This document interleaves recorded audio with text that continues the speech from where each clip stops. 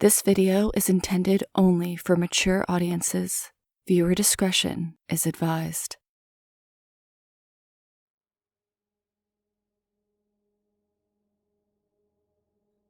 Friday, the 13th, January 2023.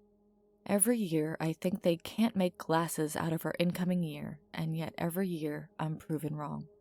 We will be 3 years removed from one of the most devastating, soul-crushing, life-changing events in human history.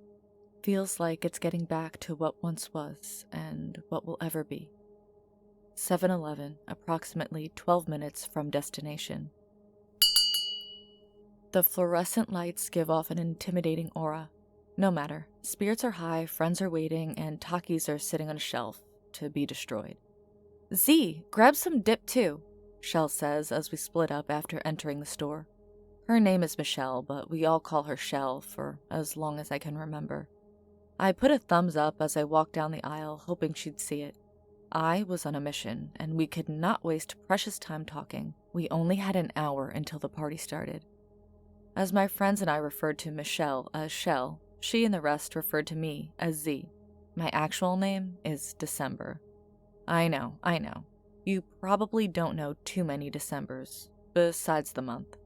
As a child, though, I was the most active and involved in everything, from dance, volleyball, ballet, chess, drama, and competitive drinking in my college years. I can't remember exactly how the joke started, but I was referred to as having Zazz. I can't disagree, so my friend shortened it to Z, and it stuck. My duty has been fulfilled. Takis, dip, and some more drinks. I meet Shell at about the same time right at the counter. She has retrieved her part. Mission successful. I gave the clerk a closed-mouthed smile, exchanged pleasantries, and reached into my back pocket, retrieving my debit card. "Where you ladies headed, little girls? Night out in the city?" The 7-Eleven employee spoke. The smell of stale cigarettes became even stronger when her mouth opened. Gnarly yellow teeth and those off-putting stress lines surrounded her lips. Don't get me wrong, she seemed very nice, but a little strange. I looked at Shell briefly before returning my attention to the clerk whose name tag said, Die. I shook my head, cleared my eyes. Diane. Okay, that was weird. I once again put that stressful, closed-mouthed smile on. Oh, no, well, yes, well... Okay, take a deep breath, Z. We are going to a party, but no, not in the city. Yes, we're going out, actually only a few miles away from here. We're both so happy to see a convenience store around, thought it was all country out here. And with that, I started to pay for our food and prepared to say goodbye forever to this 7-Eleven and Diane.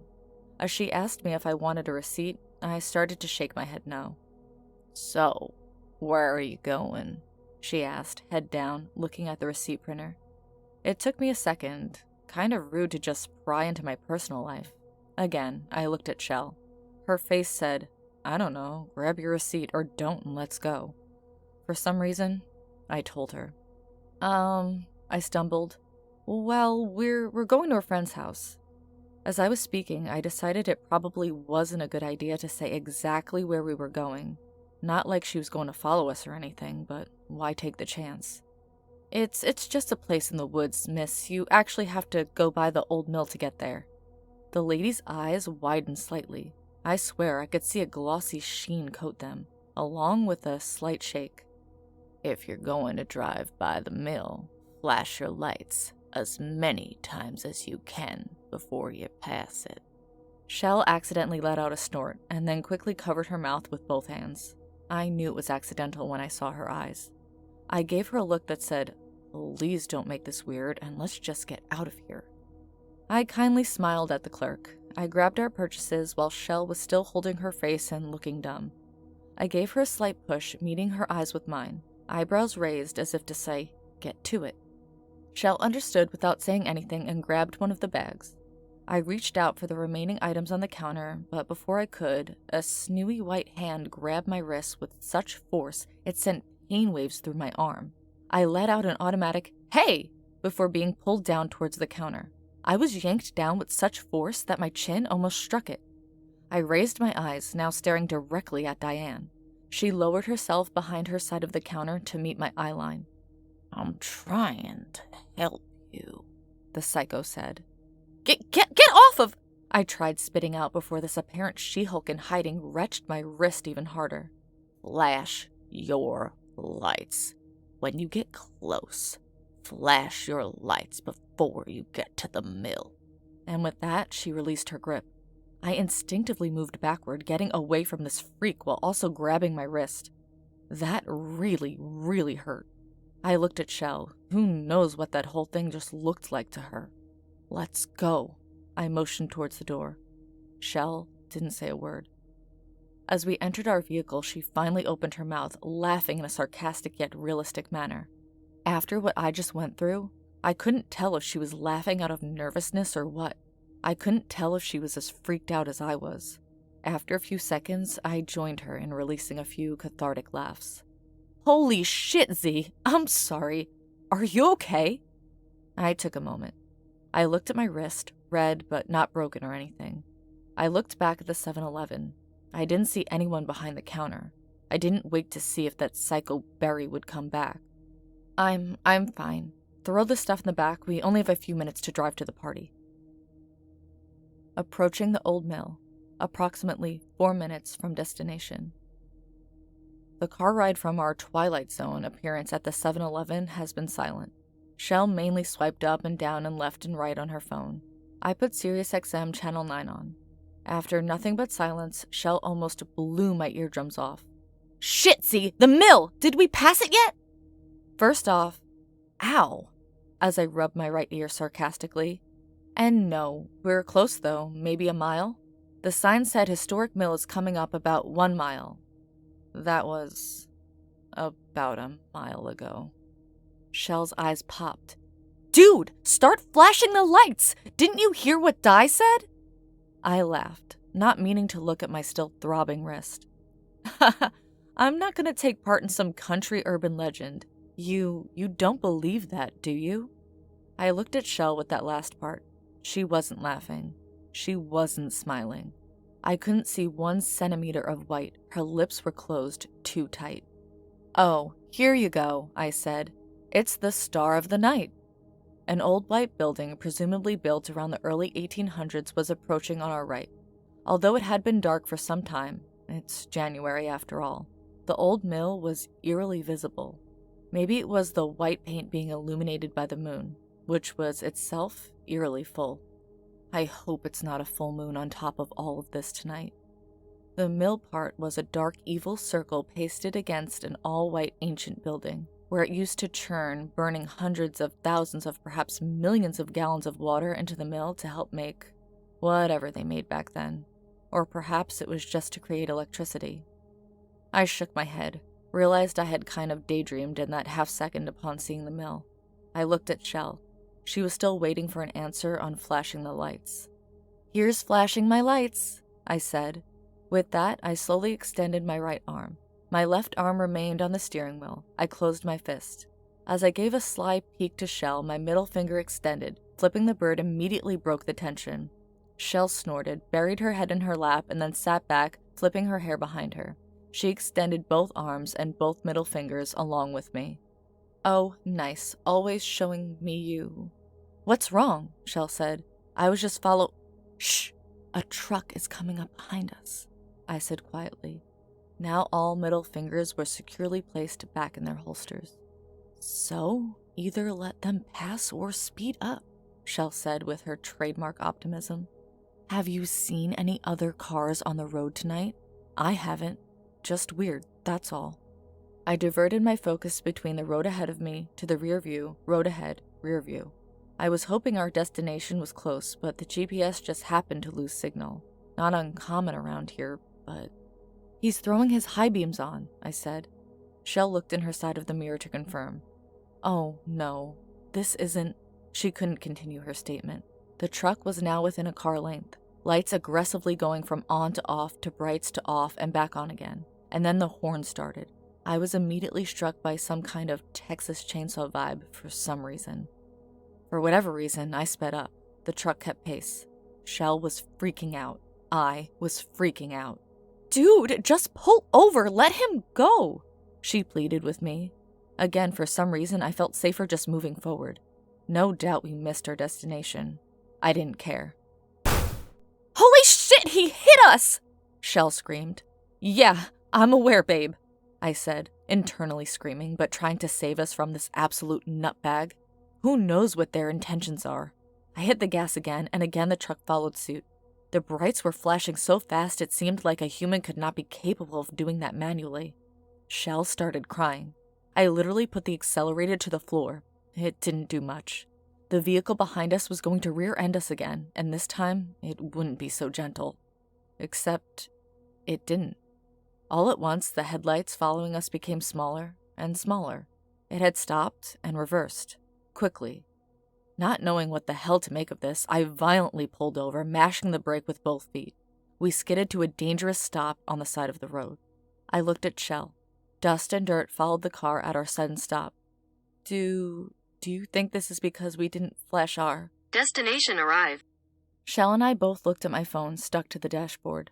I looked outside. Sure enough, this was the party we had both been invited to. I think the other girls were invited too. Come to think of it, I forgot exactly who's hosting. I just wanted to get out for the night. Well, I guess we should just go in then, yeah? Shell said with absolutely no confidence. Look, I said. I grabbed an item from the back. I'll admit, that was all pretty freaking weird, but I'm not gonna let it ruin this. You with me, old girl? I smiled at Shell, and it seemed to work. She smiled back. I pulled a seltzer off one of the 6-packs we grabbed and ripped the tab off the top. Clear, sticky alcohol exploded onto both of us. When the moment cleared, we both started dying laughing. The, reckless driving probably shook these up a bit, I said, and that just got us rolling again. We made our way towards the front door. Totally normal-looking house. Cars scattered about the lawn and driveway. Back to normal. Wishful thinking. The door was open, wide open. Only a faint yellow glow emanated from what looked like the dining room, about 20 or so feet away. I looked at Shell. What do you think this is? Some kind of joke? She said. I kind of hear music. Don't you? I stopped for a second, putting my arm out to also halt Shell. We both put our heads down, concentrating. We both jumped, now grasping each other without knowing. I'm surprised our skin is intact. Did you hear a phone? I asked. She nodded.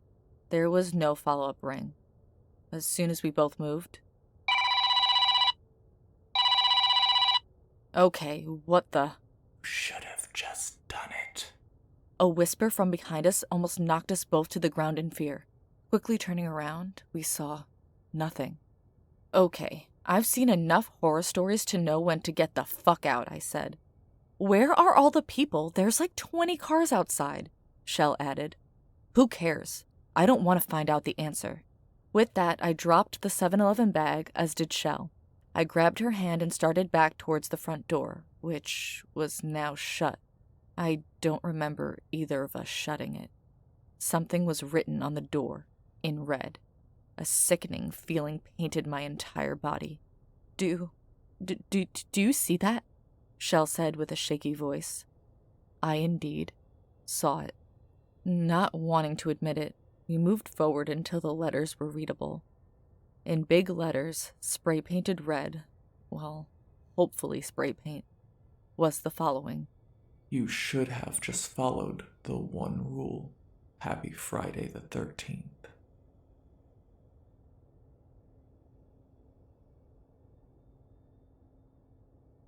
That can't be what I think it is, I said out loud, to myself. My friends and I had decided to get together at my place from good old-fashioned fun. Our version of such includes competing in college drinking games. I'll tell you right now that we are much past college age, I'd say. Though that playing beer pong or flip cup isn't weird for us yet, if you get that. I'm only 35. My former roommate Jay is just a year younger, and our twin friends Kendall and Kelsey are maybe 36 or 37.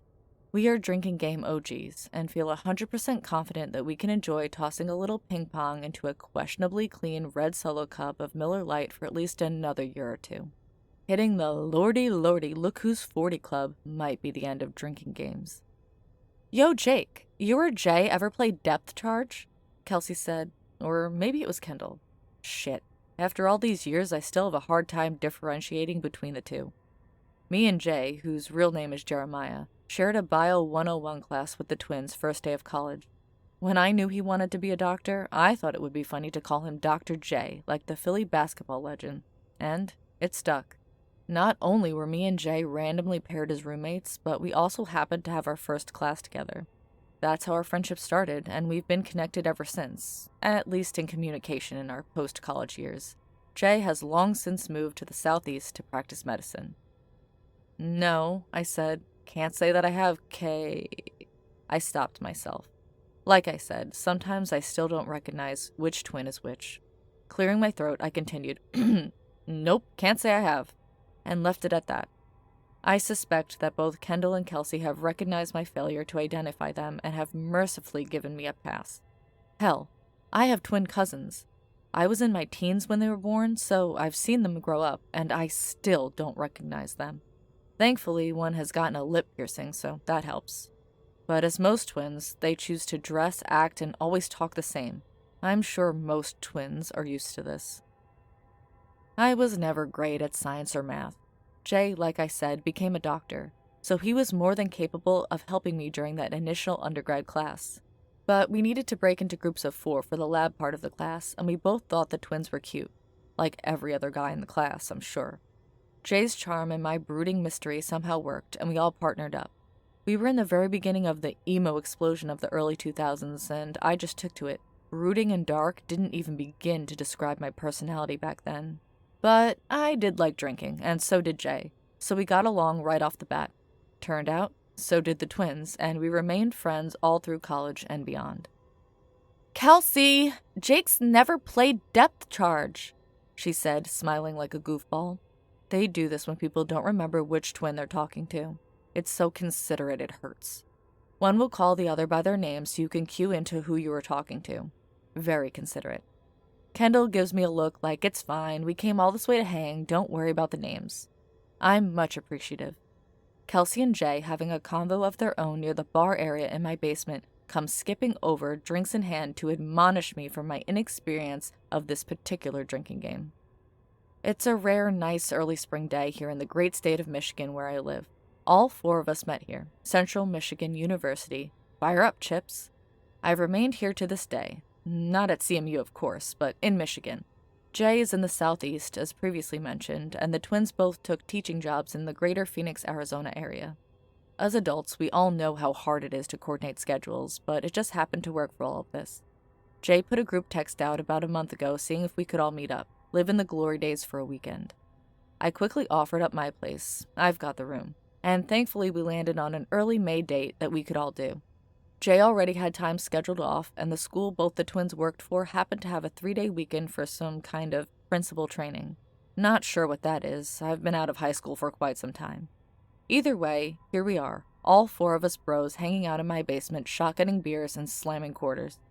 Kendall and Jay arrive at the pong table I bought online for just tonight's occasion.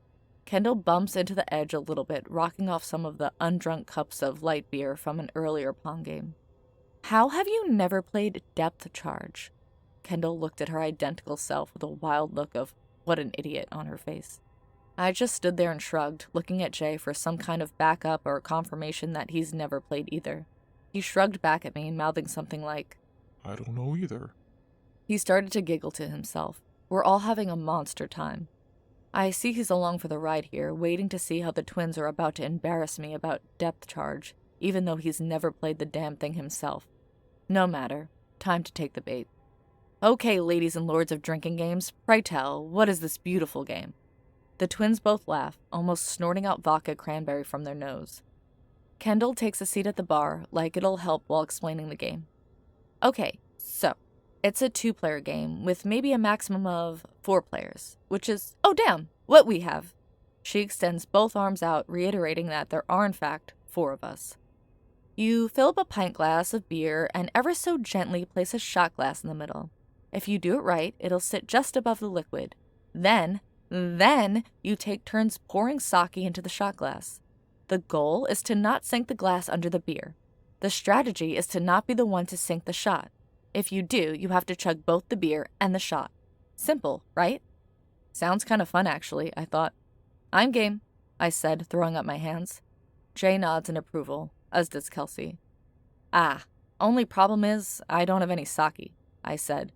I have a nicely stocked bar, but never thought to have sake, just not one of the drinks I've kept in my collection. It doesn't have to be sake, but it's so light that it helps the shot glass from sinking quickly, Kendall says. I want to do it the way it's supposed to be done, especially since she seems so excited about it. I can run to the party store right now. It's only 9 o'clock. It won't take me long, I told them. They all started doing the no, don't go out type of thing, but I let them know it's the party store. It's just around the corner, only a 5-minute walk from my house. No driving tonight. I'm never going to risk that problem. Fun fact, here in Michigan, we use the term party store to describe all liquor stores and many convenience stores in our area. I didn't know until I was older that it was an exclusive Great Lakes state term. Other places might call it a beer store, a packy, or a bodega even. You guys put on some Taking Back Sunday or Avril Lavigne and I'll be back before you know it. Nostalgia, you see?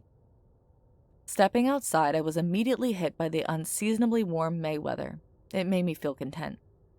The jingle overhead signaled that I had arrived. Mr. C's party store on 9 Mile and Jefferson, one of my homes away from home spots. I nodded to Sam, the store owner that never seemed to have a day off. Heading to the back of the store, I found just what I was looking for. A black bottle with gold Japanese writing on it. A $14 bottle of sake.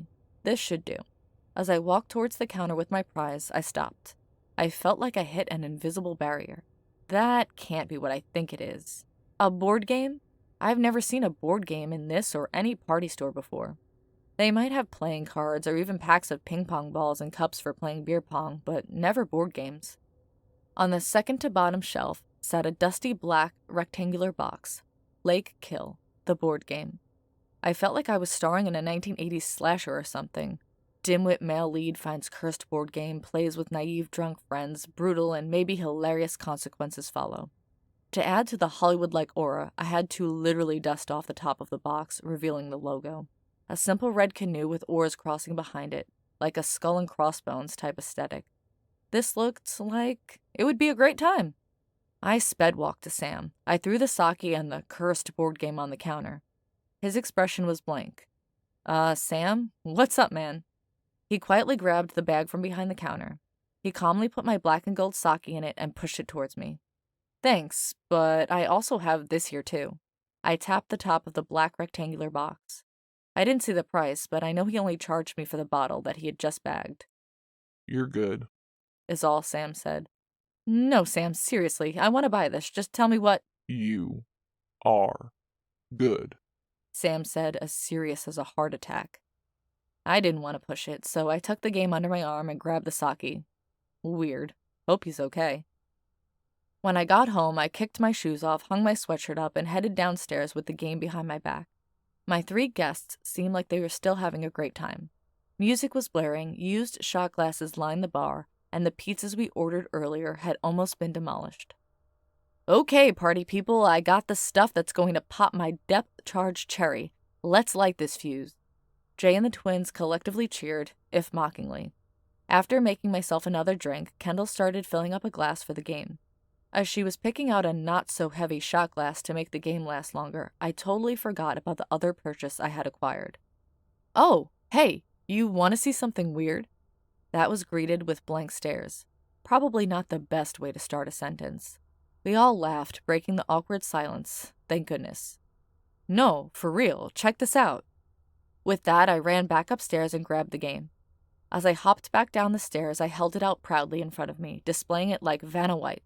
Again, blank stares. What is this? I don't get it, Jay said. The twins nodded in agreement. I had to realize that they don't know I just picked this up from the party store. They must think I just had it laying around the house. I explained that I just happened to see it sitting on one of the shelves and how weird it was. They eventually understood how uncanny finding a board game at a party store was. So the 4 of us sat at the bar with the Lake Kill board game sitting in front of us. Well, let's play, Kelsey said. She looked at her sister to see what her thoughts were. Kendall cracked a smile. I gladly took the honors of tearing the cellophane off the box. Carefully opening the lid revealed the actual board. I removed said board, revealing a standard-looking Monopoly-style game, squares littered every side.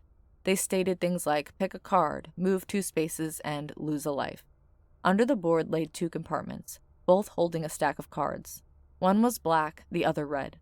There were also some icons you could use to move, like the top hat or car from Monopoly, but these were stranger.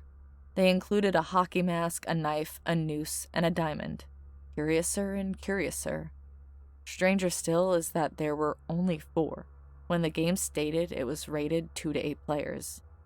I'll be the hockey mask, I guess. Jay said. Damn, I wanted that one. The twins took the next 2, the knife and the noose. Guess that leaves me with the diamond. Jay started reading the instructions. This is like a Frankenstein list of rules. They don't make sense and are all molded together. It doesn't make much sense, man. Frankenstein's monster, I said. What? Jay said, looking confused. Sorry, it's just something that always bothers me. When you refer to something strange or freakishly put together like Frankenstein, you really mean it's Frankenstein's monster, not Dr. Frankenstein, a mad scientist. We all laughed a bit, but I really had to point out the difference. Whatever, man. Jay said. It says here the oldest rolls first. Yay! Kendall said joyfully, grabbing the die. What? I'm 5 minutes older than Kelsey. Sorry, she said, giving a loser sign with her right thumb and forefinger making an L sign to her younger sister. Kendall rolled a 3. She landed on the 3rd spot, which instructed her to pull a chance card. She read it out loud to us. Stay quiet. He's outside the door. We all seemed to stop breathing. What the hell does that mean? Before any of us could muster a response, we heard 3 loud banging noises coming from the front door above us. Now, with wide eyes, the twins looked at us. Did you order something or have someone else coming over? Kendall said. Shh, her sister said. The card said to be quiet. 3 more aggressive bangs made us all jump. Not knowing if this was a coincidence or someone actually at the door, I put my index finger to my lips, signaling the others to remain quiet as I went to the base of the stairs where I could get a visual to the front door. I didn't see anything. Must have just been a coincidence. As that thought finished in my head, the lights went off. A scream escaped from the girls. It honestly could have been from any of us, but I'll choose to blame it on them. When the lights turned back on, there was a plain yellow card laying in front of Kendall. What the fuck, man? What kind of game is this? Jay said, looking at me. Kendall turned the card over to reveal only one character, the number 1. At this moment, I finally realized what day it was. May 13th. Friday. Jay kept reading the instructions. As he read, we determined that this was not an ordinary game. Jay scanned to the final objective to the game. The first to obtain the 7th yellow card wins. That's odd. You would think the first to get to 13 wins, but whatever. If you do not successfully complete the task given, then punishments would be dished out, detailed by the other set of cards. Okay, just follow the instructions, guys, as the game laid out. It's just a game, I said, trying to sound convincing. The knocks were just, well, I don't entirely know, but it couldn't be something related to the game, just an awful coincidence. Dumb kids playing ding-dong ditch or something. Hey, we stayed quiet and won that round, so let's just stay in the spirit of the game. I know they didn't believe that. I didn't believe that. I can't believe I hadn't realized we were all gathered on a Friday the 13th, the first one in almost 9 months. Who's next, Jay? I asked. Jay looked flustered and pulled the instructional pamphlet to his face. After the first roll, the turns will continue clockwise. Jay placed the instructions down and looked at me. He was sitting to Kendall's left. Jay's turn. Jay rolled a 2. His hockey mask landed on a space that said 2 simple words. You're safe. You're safe. What does that mean? What do we do? Next one. Jay said. I don't have to draw any cards, just, I'm safe. What's that in your drink? Kelsey asked. We all looked at it.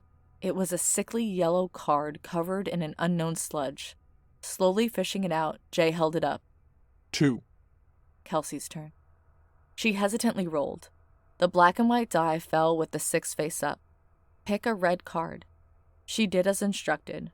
I could see her face fall when she silently mouthed the card to herself. Kendall shook her. What? What does it say? Kelsey stared straight ahead, silently handing the card over to her twin sister. Kendall read it out loud. Sorry, you're not the final girl. Thank you for playing. I let out a nervous laugh, not meaning to. Relax, Kelsey, it's just a game. That doesn't mean any. Lights out. Panic ensued between the twins, accompanied by me and Jay trying to make sense of what was happening and also calming them both. When the lights turned back on, Kendall was holding the now blank red card. A yellow card was also in front of Kendall. I didn't wait this time. I turned it over to reveal the number. 3. This doesn't make any sense, I thought. Why did you get the 3rd yellow card even though it was her turn? What and where the hell did the yellow cards come from? I didn't see them in the game. Something very bad is... We were interrupted by my phone. Queen's Don't Stop Me Now played at an inhuman volume level. All 3 of us clasped our ears, trying to preserve our hearing and sanity. Finding a way to finally open one eye, I firmly met my gaze with Jay. I could barely make out what he was attempting to mouth to me. Your turn. The sound waves were almost visible. I reached with all my might, grabbing the die. A weak toss bounced the die, hitting one side, then another. The die landed. I rolled a 1. Freddie Mercury's epic voice silenced, releasing us from our auditory prison. Gasping for air, we all finally sat up, attempting to regain our sanity. Where is Kelsey? Kendall asked. Holy shit. She is gone. She is gone! Jay interjected before we lost our minds. Listen, it's part of the game. I know it doesn't sound right, but we need to continue the game before we think about this. Maybe she freaked out and left while we were all getting our ears beaten to a pulp by Freddy. We shouldn't have jumped into this bullshit Lake Hill game, but now we can't stop. Let's just end this and figure it out later. Jay sounded entirely reasonable despite the horror we had just gone through. A member of our party had just disappeared for God's sake, but for some reason I understood what he was saying. I looked at Kendall, giving her a look of, I'm sorry. She returned the sentiment. I moved my diamond piece. The spot I landed on said, random. I put my head down, running my hands through my black hair, the black hair that would probably see some gray sprouting up in very little time. Keeping my head to the ground, I asked Jay what that means. It says you pick a card, either black or red. A feeling of dread blanketed my body. Keeping my left hand on my face, I reached with my right for a card. I pulled the card. Opening my eyes, I read. As I finished, I looked at my remaining 2 friends. They looked back at me with bated breath, like what I was about to say might end the world. The card read, choose which one of your 2 friends should leave the game. Jay immediately started shaking his head. No. How the hell does this game know how many people are here? This is a pre-packaged bullshit Parker Brothers game, man. What the hell did you do to us, Jake? Kendall started to silently cry. Stop! I slammed my fist into the bar, rattling the game pieces and cards. Both Jay and Kendall recoiled out of instinct. I'm not going to choose between you 2. It's a stupid game and I would never make that decision. Look, I don't know what's going on here, whether it be supernatural, paranormal, or otherwise, but we can logically explain this. Looking at my friends, the only friends I've kept in the last 20 years, I could see my mini motivational speech had fallen on deaf ears. I think we should put this piece of shit away and go look for Kelsey. I never thought she would be so spooked by something like this. I stood up, made sure I had my house keys in my left pocket and my phone in my right, and nodded to Jay to join me. He was about to stand up when a voice quietly sounded behind us. You rolled. You moved your piece. You accepted the move. There is no avoiding it. I will take a liberty here. You don't have to choose between me or Jay. Without Kelsey, I don't want to be here. Both Jay and I realized what Kendall was saying at the same time. We both turned around to stop her. What happened next was in gruesome slow motion. What we saw was one of our best friends plunge a nail file into her neck, painting my basement with burgundy red vicious. The horrific reality of what just happened is something I might not ever process. The noises she made. I shakily dropped to her side, trying to help her stay alive. It was no use. Taking her pulse, I felt nothing, except a waxy feeling. I gripped the alien device, pulling it towards me. A yellow card. 4.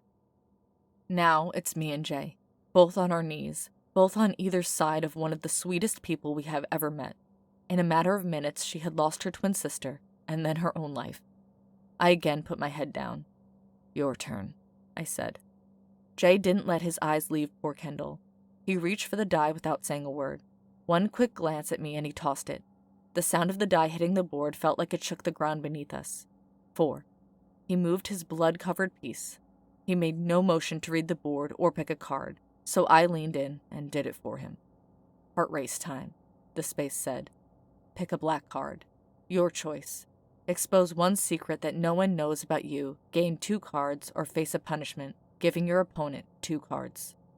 Jay started shaking his head as he finally got up from his knees and took a seat by the bar. I don't have anything to hide, Jake. You know that. I don't really even give a shit about this anymore. I want to get the hell out of here. Let's pack this thing up and go.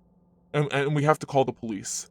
If you didn't notice, there's 1 dead girl in your basement and 1 missing. I started to agree with him immediately, but I stopped. "Jay," I started solemnly, "the game is the game. We can't beat it like this. Not now. I know you're all about science and explaining shit, but look what's happened here, man." I tried to convince him as much as I could. I thought I had him. I got nothing for you anymore, man. I have no secrets and I don't care about getting 2 cards. Punish me. I winced when he finished that sentence. I felt like, yep, lights out. Here we go again. My walls were closing in. There were banging noises coming from every direction. Jay fell to the ground again, trying to drown out the sounds of what seemed like multiple intruders. I did the same, although feeling more dead to this night. I just wanted to end this. When the lights finally came back on, I could see that some of my glassware had actually been tossed from its original location. Great. So now I even have poltergeist activity tonight. Happy Friday the 13th. Happy Lake fucking Kill Night. The knocking was so loud I didn't even hear my glasses break. Every time the lights went out, we were met with something awful. I scanned the room. No yellow cards, no more blood, no more... Wait. A small white piece of paper was peeking out of Jay's shirt pocket. "Did you have that there all night?" I asked. He looked down to his left breast pocket. As he pulled the note out, his eyes sank as he read it to himself. The note fell from his hand. "What is it?" He offered no response. I slowly grabbed the note from the ground in front of him. It wasn't a note at all. It was a prescription. Wellbutyrol. "What is this, Jay?" I asked again. I didn't know. He offered. Something in his deadpan tone told me he did know. It was supposed to treat anxiety. Damn it, the side effects were stated, but the company that pushed it, they paid a lot. What did you do, Jeremiah? Take your cards, Jake. I don't want to do this anymore. I don't care what the punishment is. I'll die with what I know. Pretty extreme for the good doctor I've known since college. He's one of the most upstanding people I've ever been around.